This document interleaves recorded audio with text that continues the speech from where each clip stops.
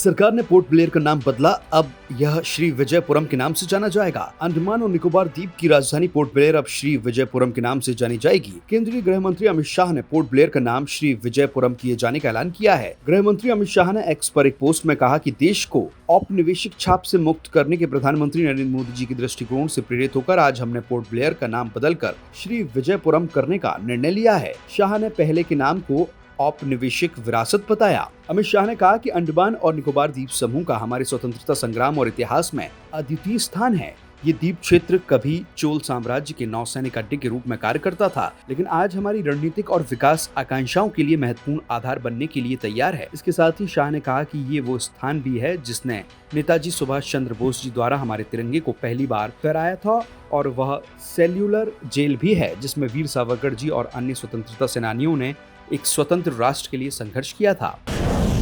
हरियाणा की जुलाना सीट पर सबकी नजर, विनेश कविता दलाल और योगेश बैरागी के बीच त्रिकोणीय मुकाबला। हरियाणा की जुलान विधानसभा सीट पर दो चर्चित महिला पहलवानों और एक पायलट के चुनावी मैदान में उतरने से मुकाबला दिलचस्प हो गया है और लोगों की निगाहें इस सीट पर टिक गई हैं। हम आपको बता दें कि हरियाणा में जींद जिले की जुलाना विधानसभा सीट पर कांग्रेस के उम्मीदवार पहलवान विनेश फोगाट, आम आदमी पार्टी उम्मीदवार कविता दलाल और बीजेपी उम्मीदवार कैप्टन योगेश बैरागी के बीच दिलचस्प मुकाबला देखने को मिल सकता है। जुलाना विधानसभा सीट तब सुर्खियों में आई जब कांग्रेस ने इस जाट बहुल निर्वाचन क्षेत्र से ओलंपियन पहलवान फोगाट को चुनाव मैदान में उतारा। विनेश फोगाट जहां खुद को जुलाना की बहू के तौर पर पेश कर रही हैं, वहीं कविता दलाल ने कहा कि वह बेटी के तौर पर चुनाव मैदान में है। वहीं भाजपा उम्मीदवार योगेश बैरागी ने कहा कि वह आगामी चुनावों में भाजपा की जीत सुनिश्चित करने के लिए कड़ी मेहनत करेंगे। कोलकाता में लेडी डॉक्टर से दरिंदगी का मामला, आंदोलनकारी डॉक्टरों ने राष्ट्रपति और पीएम को लिखी चिट्ठी।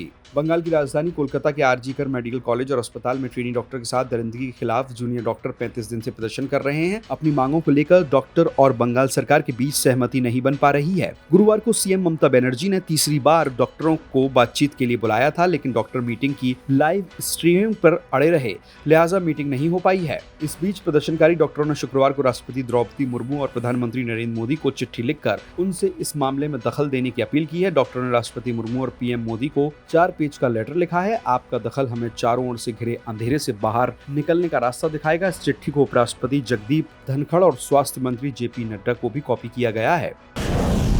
बारिश के बाद सामान्य हो रहे हैं हालात, मैदान में सेना ने संभाला मोर्चा। ग्वालियर में बारिश थमने के बाद अब बाढ़ प्रभावित इलाकों में जलस्तर कम होने के बाद धीरे धीरे हालात सामान्य हो रहे हैं। वहीं सेना की टीम भी मैदान में मोर्चा संभाल रही है। सेना की टीम ने ग्वालियर जिले के पवई, मानपुर सहित अन्य गाँव में पानी में फंसे लोगों का रेस्क्यू किया। मानपुर में खेतों में पानी में फंसे लोगों को वोट के सहारे मिलिट्री के जवानों ने बाहर निकाला। पवाया में बाढ़ में फंसे कुछ लोग ट्यूब के सहारे आ रहे थे, जिन्हें सेना की टीम ने वक्त रहते पानी में डूबने से बचाया। उधर ग्रामीण इलाकों के साथ ही ग्वालियर शहर के आसपास के इलाकों में भी जल भराव है। मुरार नदी के किनारे स्थित बस्तियों में पानी भरा हुआ है, यहाँ भी लोग खासे परेशान हैं। लोगों का रेस्क्यू करने के साथ ही मिलिट्री की टीम ने मेडिकल कैंप भी लगाया था, जिसमें रेस्क्यू किए गए लोगों के स्वास्थ्य की जांच की गई थी।